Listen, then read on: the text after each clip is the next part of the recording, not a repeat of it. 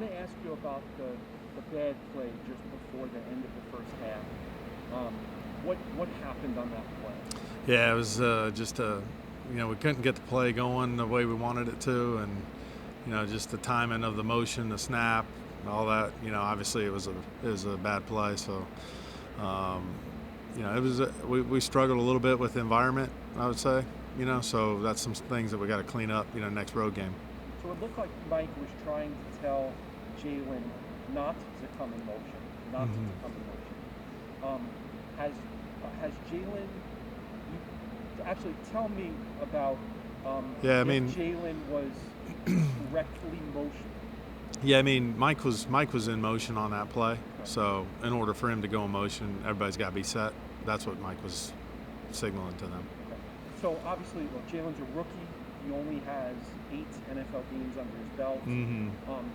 How has the adjustment been for him relative to knowing exactly where he needs to be on each play and exactly what he needs to be doing on each play? Yeah, he's for a rookie, he's really we're giving him a lot of responsibilities. He's playing inside, he's playing outside, he's playing in all the critical situations. So, he puts a lot of time into it, and credit to him. The more seems like each week we're putting a little bit more on his shoulders, and we expect him to go out there and perform, and that's kind of what he expects out of himself too. So Austin snapped the ball after it seemed like Robert gave him a signal that it was a good time to snap the ball. What should I know about how the linemen know when is the best time to snap the ball to avoid an error? Yeah, there's a lot of factors. The play clock. We originally didn't align correctly, so there's a lot of those factors that went into it. And it's just bad timing with the snap. That's basically the bottom line of it. And anytime you see that happening, whether it hits a guy in motion, it's all about the timing of the play and timing of the motion. And motion's critical to these plays. Getting it snapped exactly how we want it, and it's a little bit easier to just tell you, hey, snap it, and away. There's a lot more that needs to go into that. Will said that in the second half, given some of the alignment issues, you guys tried to veer away from just motion pre-snap. What limitations can that have on offense if you're not able to motion, maybe in terms of pre-snap recognition? Yeah, that's a good point. There's pre-snap recognition. There's giving the defense a different look right before the snap. There's a lot of things that motion and shifts are good for, and when try to stay away from it, to try to give ourselves a chance to execute the play. So we need to be better from a planning standpoint. We need to be better from an execution standpoint, especially on the road when it's a little bit louder and there's a lot more variables as far as noise is concerned. That tries to inhibit the production and efficiency of a snap with motion. And I know you asked you countless times about lack of explosive plays, not throwing the ball deep. But we have about a half season body of work. League-wide, it seems like the best offenses in the league are ones that are averaging more depth on their target. What do you see as maybe the keys to being able to attempt more and complete more? Yeah, I'd say the last 4 games or so, there's been a difference of kind of defenses that we're playing. Specifically, the last opponent, we didn't really have much efficiency in the first game protection-wise. So, I'd say that had a lot of bearing on kind of a decision on the depth of routes and getting the ball out. And, and I thought, for the most part, up until that series, there was some, productive drives that were going on in the first half. Penalty, a negative run really hurt us there. But, I'd say, you look back at some of the other games, there was some good production. And, in London, we had some, downfield routes. So, I think it's really week to week and how we match up overall versus their defense and what's going on from that standpoint. So you can correct me if I'm wrong, but especially in the 2 games against the Bills, what I've seen early on is that you guys have a lot of success with the quick game RPOs, hitting the quick step, slants, or whatever it may be, and then the DBs start to creep closer to the line of scrimmage. What can you do when defenses start to play a little tight to the line of scrimmage and they're trying to take away those? Because it seems like that's a prime opportunity to connect on maybe a double move or whatever it may be down the field. I don't know if that's accurate. I'm not saying it is or isn't. I got to probably look at it exactly that way. I mean, the third play of the game, we hit a 23-yarder to Devontae. So, I don't know. I think there's a lot that goes to that. And, if we get an opportunity to throw the ball downfield, and especially to Devontae, then, we'd like that. We like that opportunity. So, and then, like I said, a lot of it marries together with the protection and the route concept and really trying to not only create explosive plays but also keep from negative plays, whether it's a sack. And like I said, that really hurt us in the first game, the first series of the game. We had 2 sacks in the first game, so thought we kept from that being the issue or the storyline to start the game. With the illegal shift penalties, I know we just add into that, but you guys hadn't had any illegal shift penalties. Is it a matter of if one guy's motioning from left and right, maybe another guy has to come onto the line scrimmage or off the line scrimmage? Is that what? I mean, we got to obey by the rules. Yeah. So we got to be set for a count before we can go in motion. That was what Joe was insinuating. With Mike's motions. Mike knows those rules. All of our guys know those rules. When you align incorrectly out of the huddle, then that's another variable. And you can't just yell out there. Joe, line up on the other side. In an environment like that, it's probably a 10-second mistake.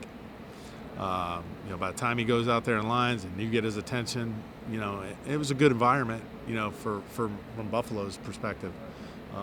Like I said, I think, that got the best of us in a couple situations. Like I said, we hadn't had any alignment issues, so I don't foresee that being an issue for the rest of the season. I really don't. As Tua continues to develop and progress and improve, what are some things that are points of emphasis for him for the second half of the season? Yeah, I mean we're trying to stay on track offensively, with positive plays, getting yards on normal downs. Sometimes there's a time to take a shot. Sometimes it's better to check it down, and we're seeing some of that with him. And we're trying to be as consistent as we can. He knows there's some plays that he's got to take back and eliminate, and it's each game. And same thing, there's some calls that we'd like to take back too. So it's not just Tua. We all got to put it together. We all got to align correctly. We got to execute our play that's called, and then we got to take what the defense gives us or take our opportunities downfield if they present it. What are some things that the offensive line group didn't do well enough in the first half of the season that you know needs to improve in the second half? Yeah, and I think we're trending that way. There's, like I said, in the first quarter we had some good runs. Starting the second quarter, we had some decent runs for 5+ yards. And I think the running game, we can kind of continue to call more runs and be more consistent there.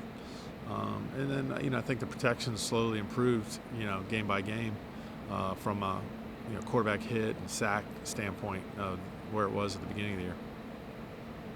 Another one of those, correct me if I'm wrong. Do I do that, or do I just in the back of my head go, I want to be corrected if I'm wrong. No, because I am sometimes. We all are. No, yeah. Sometimes I listen. There's been a lot of those this year. So last year, I seem to remember a lot of designed rollouts for Tua Tagovailoa. It seemed like he was often on the move.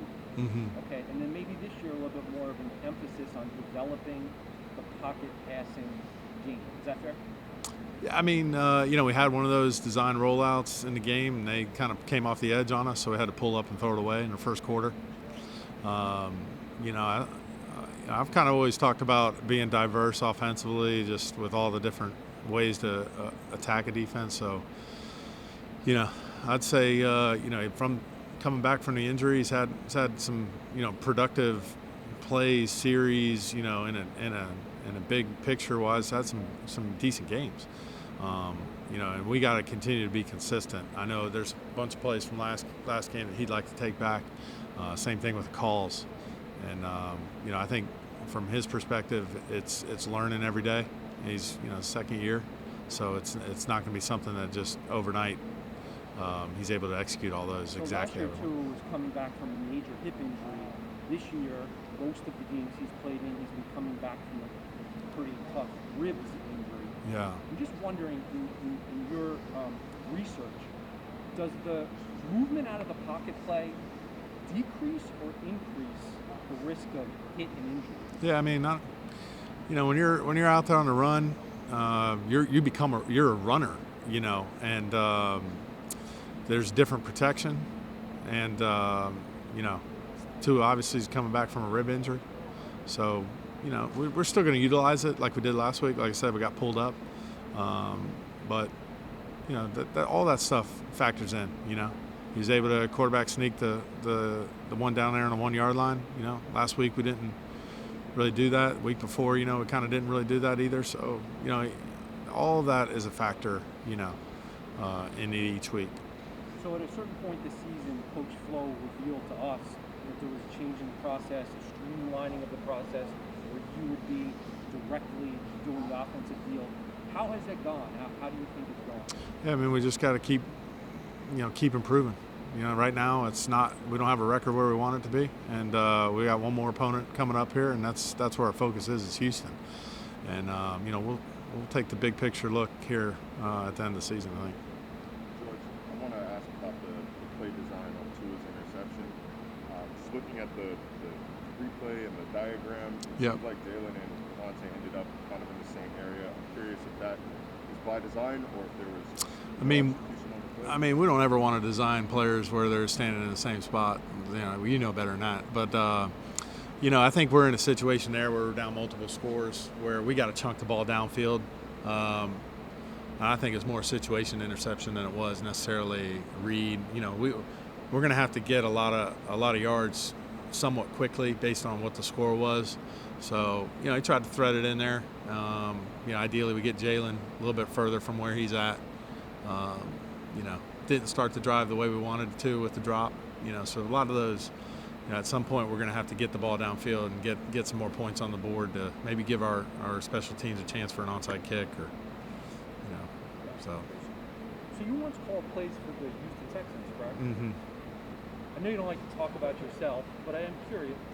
That was like Brock Osweiler and T.J. Yates, right? I got the right time frame. We got I know T.J. you can look them up. We got a bunch of them there. We got a bunch of quarterbacks, but yeah. But what do you feel? How do you feel the NFL attacking NFL defenses has evolved since that time frame? Yeah, there's a lot of factors. The quarterbacks are different, the players are different, different defensive coordinators, different schemes. A lot of variety, and each week we're going against very good defense from a scheme standpoint with coaches. Coach Smith has coached a ton of years. He's got a lot of experience.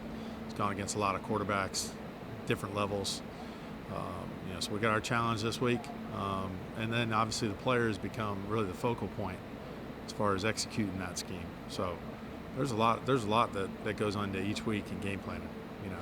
So and there's a ton of good coaches out there, and we have a lot of respect for every one of them. And last week was a challenge. This week's a big challenge too, and we got to get back on track. Are you hopeful that Eichenberg, having sort of found a spot at left tackle and Jackson seeming to have found a spot at left guard, that those two being in the same place moving forward, what role do you think that might play in them sort of settling into what they can be? Yeah, I think it could be a big help, and I think it is part of what we're seeing from a consistency and a protection, especially with our line. We had another moving piece with the center going out, a couple of weeks ago. So we're trying to keep that group as consistent as possible. 5 guys working together, it's a lot harder than, just a quarterback and one receiver. And it's communication from the quarterback. It's, communication with snap. It's communication with, play call. So there's a lot of communication, especially with the center. And, if we can get those 5 pieces being as consistent as possible, then we'll see our production, with those 5 guys continue to improve.